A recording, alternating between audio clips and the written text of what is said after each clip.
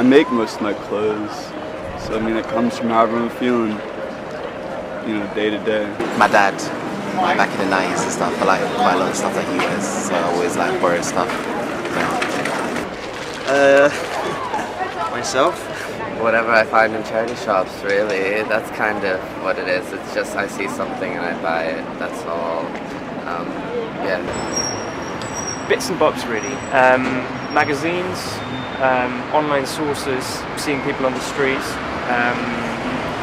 I tend to do that first before I go into the shops. So when I go into the shops, I know what I want. So it's kind of keeping an open eye. I'm all about it. I'm all about androgyny, unisex, everything. Yeah, definitely. There's no problem with it because I believe that you should express yourself, but yeah, I have like a few unisex jumpers and stuff, so I guess it's just wear what you feel comfortable. I see that all the time, every day, but it's fine. I'm not against it, but yeah, I just don't know. I don't really enjoy it that much because I like to see girls wearing girls' clothes and men wearing men's clothes, but it's all a bit mixed up, fashion.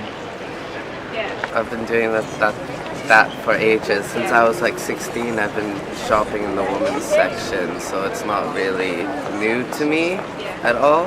It's good that it's being popular now, but it's not necessarily something that's new at all for me. I think it's generally a good thing. It can be really tasteful, but it can also be awfully wrong. But it really depends on the individual. It depends. This is a trend that's usually being interpreted very individually, so it really depends on the person, really.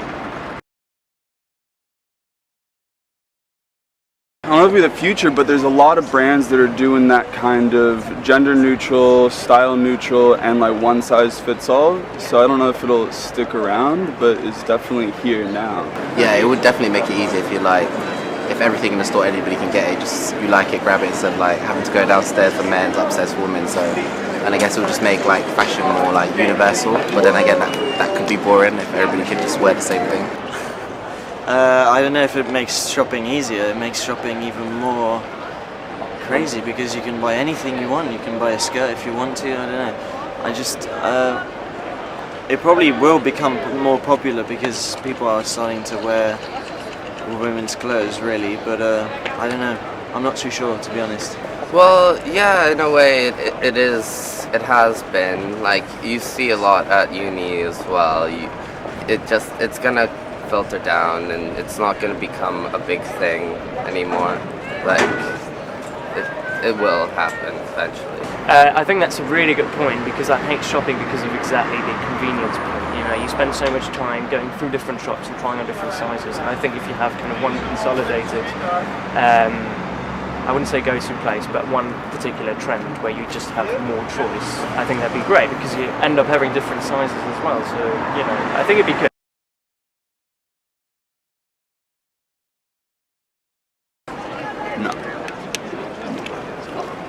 Yeah, I own a what you call leggings, so it's like a skirt attached to like shorts attached to like leggings. So yeah, I already own a skirt. I wouldn't, definitely not. I mean, if it was like a fashion show, maybe, but otherwise in the street, no, I wouldn't. I don't really care. I don't give a shit what people think about me, but I wouldn't. No.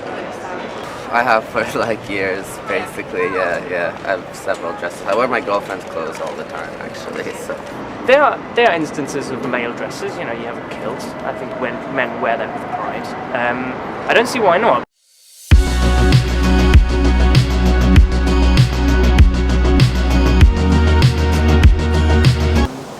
First of all, I'm an actor and dancer. I'm training, but I do fashion. I'm a celebrity and magazine stylist.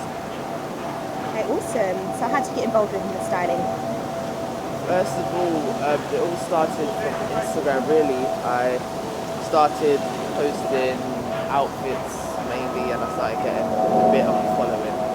And then I met someone called Charlie, who's a stylist. From there, kind of involved me into the world, and I kind of started to get my links, learning how the fashion world goes, learning about designers, learning about PRs do, learning about everything really. So like I have a lot of ammunition to go attack the fashion world by myself.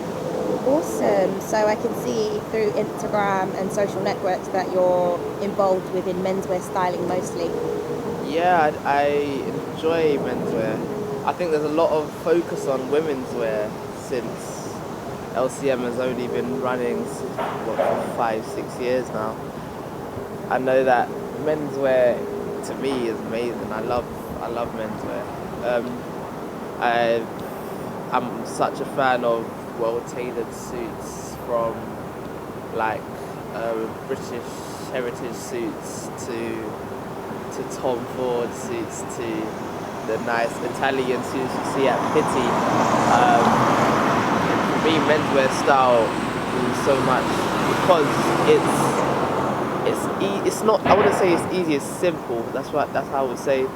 It's simple and yeah, I just love it. Okay, awesome. So I can see you've been interviewed in magazine articles.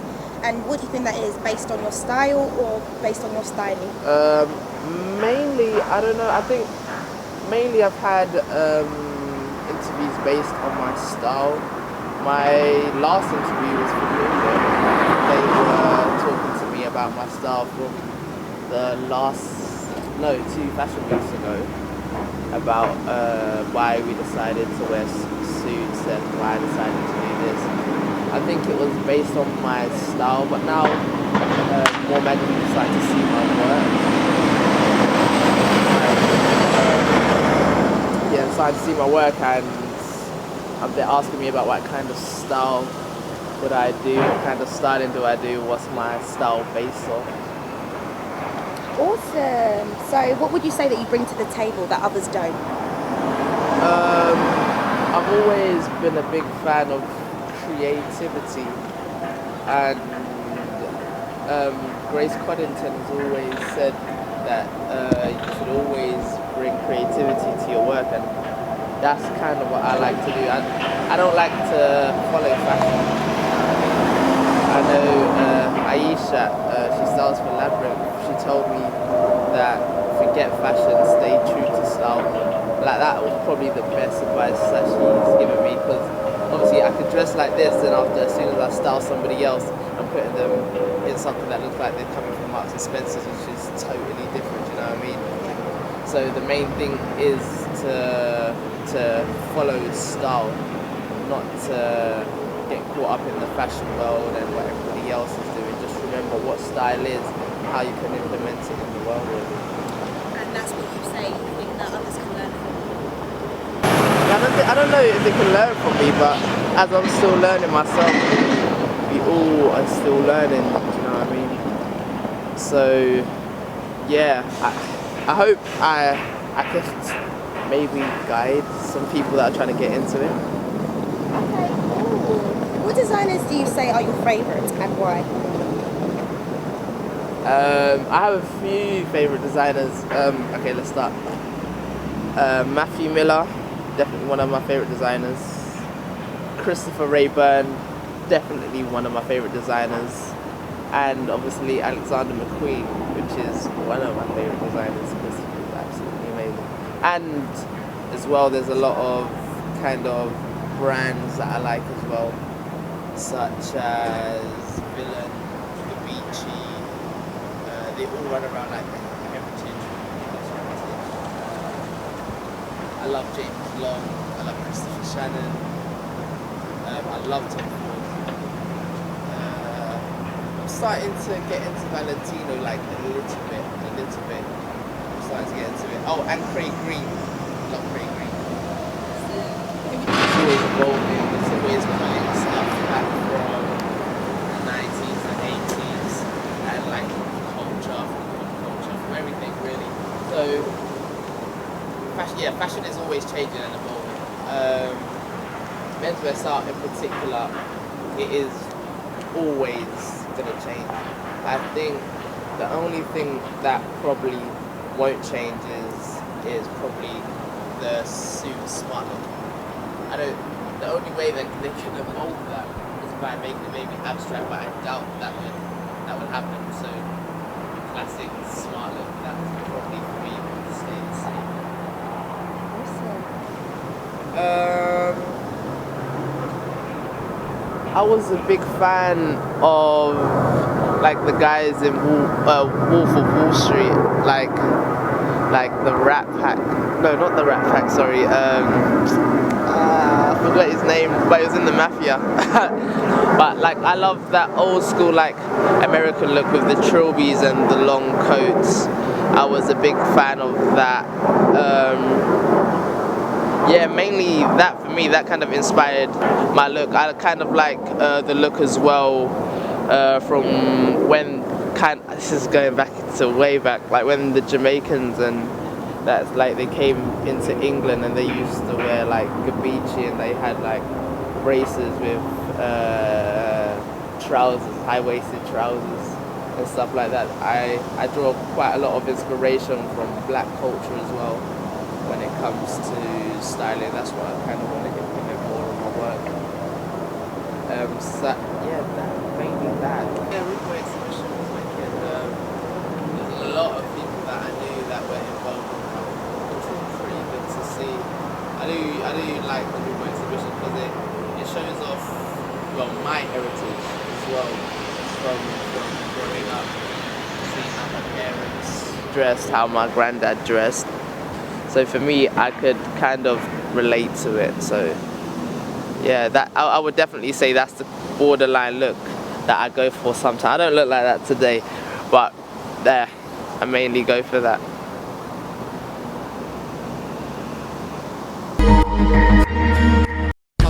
Yeah, so, wait a second. Yeah, so, wait a second. Yeah, so, wait a second. Yeah, so, wait a second.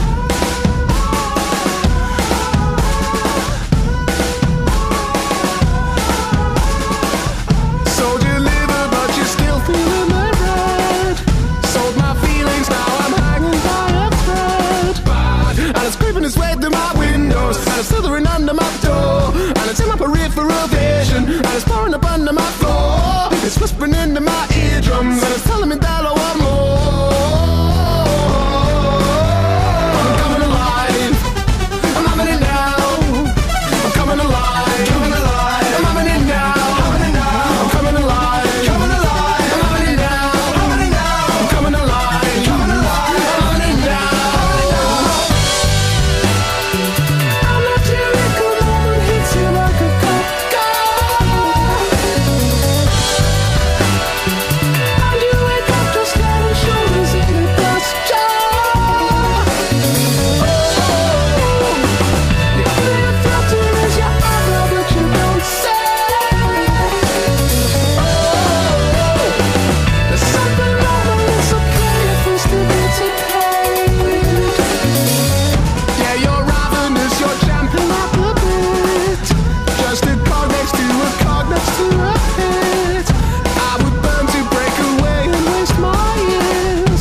No more laughter, no more solace in there is. And it's creeping its way through my windows, and it's slithering under my door.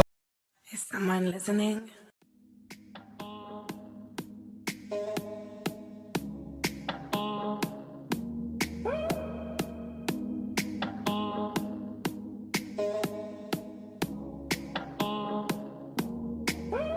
Is someone listening?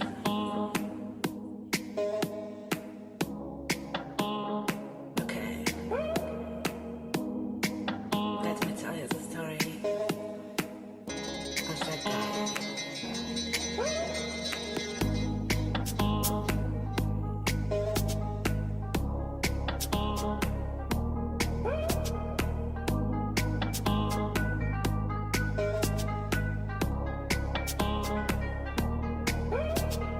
First you loved, then you promised. Was losing control, crazy night, intense sex.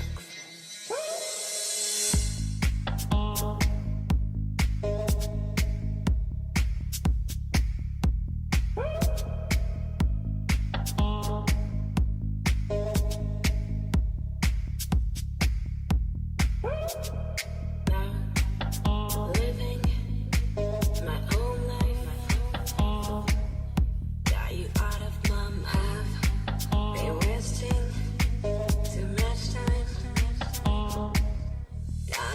you saw me,